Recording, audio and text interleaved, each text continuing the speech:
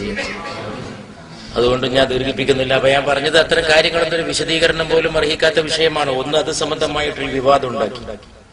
ആ വിവാദം നിർഭാഗ്യമായി എന്ന് ഞാൻ പറഞ്ഞു. തീർച്ചയായും നിർഭാഗ്യമായി. അത് ഉണ്ടാക്കിയവർ ചിന്തിക്കേണ്ട വിഷയമാണ്. രണ്ടാമത് ഞാൻ പറഞ്ഞു, അതിന്റെ പേരിൽ ഈ പവിത്രത, റസൂലുള്ളാഹി സ്വല്ലല്ലാഹു അലൈഹി വസല്ലം മുടിയുടെ പവിത്രതയെ തന്നെ നിഷേധിക്കുന്ന, അതിനോട് പ്രതികരിച്ചിട്ട് ആ പ്രതികരണത്തിന്റെ ഫലമായി ആ നിഷേധിക്കുന്ന ഒരു പ്രവണത ഉണ്ടായി. ഈ രണ്ട് ഭാഗമാണ് എന്റെ മുമ്പിലുള്ളത്. വേറെ അതിലെവിടെയും സമസ്തല്ല. ആ രണ്ട് ഭാഗത്തും സമസ്തല്ല. വിവാദം ഉണ്ടാക്കിയാലും സമസ്തല്ല, അതിനോട് നിഷേധിച്ചിട്ട് അങ്ങനെ ഞാൻ വാക്കുകൾ പോലും പറയാൻ മടിക്കുന്ന ആളാണ്. നബി സല്ലല്ലാഹു അലൈഹി വസല്ലമയുടെ ശാരീരികമായ പ്രത്യേകതകളില്ല എന്നൊക്കെ പറഞ്ഞൊരു ചർച്ച കേരളത്തിന്റെ രാഷ്ട്രീയ വേദികളിൽ പോലും ഉണ്ടായി. അത് നിർഭാഗ്യമാണെന്നുള്ളത് ആ വിവാദം കൊണ്ടുവന്നവർ പോലും ഉള്ളാൽ സമ്മതിക്കുന്ന ഞാൻ മനസ്സിലാക്കുന്നത്. അങ്ങനത്തെ ഒരു നിർഭാഗ്യകരമായ സാഹചര്യം ഉണ്ടായി. അത് നിർഭാഗ്യം തന്നെയാണ്. ആ നിർഭാഗ്യം, അതല്ലാതെ ആ രണ്ട് ഭാഗത്തും സമസ്ത ഉണ്ടായിട്ടില്ല. അതുകൊണ്ട് വെറുതെ ആവശ്യമില്ലാത്ത ചർച്ചകളുടെയും സംഗതികളും നമ്മൾ അനുഗ്രഹിക്കട്ടെ.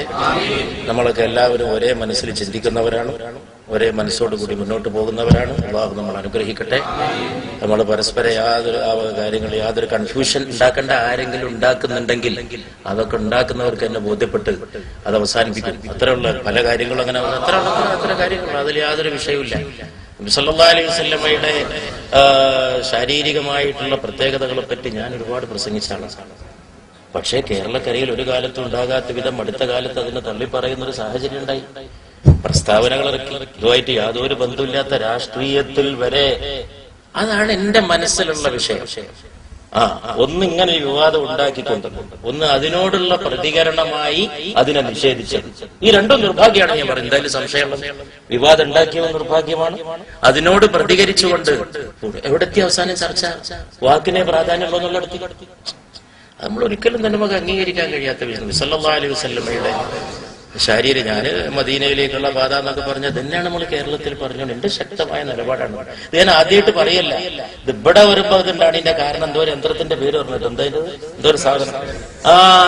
ആദ്യം അത് കൂട്ടുക, അപ്പൊ ശരിയാവും. അത് ഓഫാക്കിട്ട എല്ലാരും. നമ്മൾ ഇത്രയും കാലം അതുണ്ടായിട്ടൊന്നുമല്ല സംഘടന കെട്ടിപ്പടുത്തത്. അതൊക്കെ ഇതെങ്ങനെ അങ്ങോട്ടും ഇങ്ങോട്ടും വേറെ പരിപാടി ജോലി കഴിഞ്ഞ് വന്നിട്ട് ഇങ്ങനെ വെച്ചിരുന്നിട്ട് അപ്പോ അവിടെ നിന്നാണ് ഇതൊക്കെ ഉണ്ടായിത്തീരുന്നത്. നമ്മൾ ഇത്രയും കാലം സംഘടന കെട്ടിപ്പടുത്തുന്നു. അങ്ങനെയല്ല കുട്ടികളെ. അതൊക്കെ ആധുനിക എന്നൊരു സുഹൃത്തിനോട് പറഞ്ഞു തമാശയായിട്ട്, ശാസ്ത്ര സാങ്കേതിക വിദ്യ വികസിക്കുന്തോറും നമുക്ക് ആശങ്കകൾ വർദ്ധിക്കുകയാണ്. ഞാൻ പറഞ്ഞു വളരെ ശരിയാണ്. ഇതിനാണ് ഇതൊക്കെ ഉപയോഗിക്കുന്നത്. അപ്പോ നമ്മളെ സംബന്ധിച്ച് ഈ വിവാദം എന്ന് പറഞ്ഞിട്ടുണ്ടെങ്കിൽ അതിൽ യാതൊരു രീതിയിലും സമസ്ത ബന്ധപ്പെട്ടിട്ടില്ല. സമസ്ത ഉണ്ടാക്കിക്കൊണ്ടെന്നത് സമസ്ത അല്ല. പിന്നെ സമസ്ത റസൂലുള്ളാഹി സ്വല്ലല്ലാഹു അലൈഹി വസല്ലം അതിനോട് പ്രതികരിച്ചിട്ട് പുണ്യ നബിയുടെ ശാരീരികമായ പ്രത്യേകതകളെ നിഷേധിക്കുന്ന ഒരു പ്രസ്ഥാനമല്ല സമസ്ത. അതിനെ സ്ഥാപിക്കുന്ന പ്രസ്ഥാനമാണ്. വളരെ വ്യക്തമായ ഒരു കാര്യമാണ്. അതുകൊണ്ട് ഒരു കാര്യം പറയുമ്പോൾ നമ്മളെ മനസ്സിലൊരു കൺസെപ്ഷൻ ഉണ്ടാവും, നമ്മളൊരു നിയ്യത്തുണ്ടാവും. ഒരു സംഗതി പറയുമ്പോൾ നമ്മളിപ്പോ എന്നെ സംബന്ധിച്ച് അള്ളാഹു ഇന്ന് വരെ ഞാനൊരു അഭിമാനമായിട്ട് പറയണം, നാക്കുപഴ അങ്ങനെ സംഭവിക്കാറില്ല. കാരണം നമ്മൾ റസൂലുള്ളാഹിനെ മദ്ഹ് ചെയ്തിട്ട് തന്നെയാണ് നടക്കുന്നത്. അതിന്റെ ഒരു ബർക്കത്ത് സംസാരത്തിൽ നമ്മൾ എന്തെങ്കിലും പറയുമ്പോൾ അത് അതിന്റെ രീതിയിൽ തന്നെയാണ്. പിന്നെ എന്തിപ്പോ ഒരാളിപ്പോ വൈലുല്ലിൽ മുസല്ലീൻ, നിസ്കാരക്കാർക്കാണ് നാശം, അതാണ്ട് പ്രചരിപ്പിക്കാൻ. ലോകത്തൊക്കെ നിസ്കാരത്തിനെതിരെ ആണെങ്കിൽ പ്രചരിപ്പിക്കാമല്ലോ. ഒരായത്താണ്ട് വിടുക, നിസ്കരിക്കണ്ടെന്ന് പറഞ്ഞാൽ വൈലുല്ലിൽ മുസല്ലീൻ, നിസ്കരിക്കുന്നവർക്ക് നാശം. അപ്പൊ അതിന്റെ ബാക്കി കുറെ പറയണ്ട്.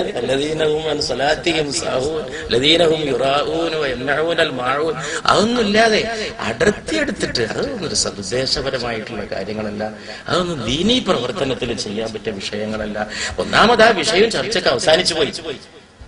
അതൊന്നും അത്ര നിലനിർത്തി അത് കൊണ്ടുവന്ന സുഹൃത്തുക്കൾ തന്നെ ചിന്തിക്കണം. അത് ഒരു ആവശ്യമില്ലാതെ ഇങ്ങനെയുള്ള അതായിരുന്നു ഇന്നലെ എന്റെ വിഷയം. പരിശുദ്ധ റസൂലിന്റെ സല്ലല്ലാഹു അലൈഹി വസല്ലം രാഷ്ട്രീയ നേതാക്കൾ പോലും പ്രസ്താവന ഇറക്കാവുന്ന ഒരു സാഹചര്യം, അതാണ് ഞാൻ നിർഭാഗ്യം എന്ന് പറഞ്ഞത്. അത് ചരിത്രത്തിലെ നിർഭാഗ്യമാണ്. അതാണ്. അതുകൊണ്ട് അള്ളാഹു നമ്മളെ കാത്തുരക്ഷിക്കട്ടെ. ഞാൻ എന്റെ വാക്കുകൾ കൂടുതൽ ദീർഘിപ്പിക്കുന്നില്ല. അടുത്ത പരിപാടികൾക്കൊക്കെ പോകാനുണ്ട്. അള്ളാഹു സുബ്ഹാനഹു വ തആല പരിശുദ്ധ റസൂലിനെ മഹബത്ത് കൊണ്ടും ഇത്തിബാഅ് കൊണ്ടും നമ്മളെല്ലാവരെയും അനുഗ്രഹിക്കുമാറാകട്ടെ. നാട്ടിക മൂസ മൗലവിയെ ഓർക്കുന്ന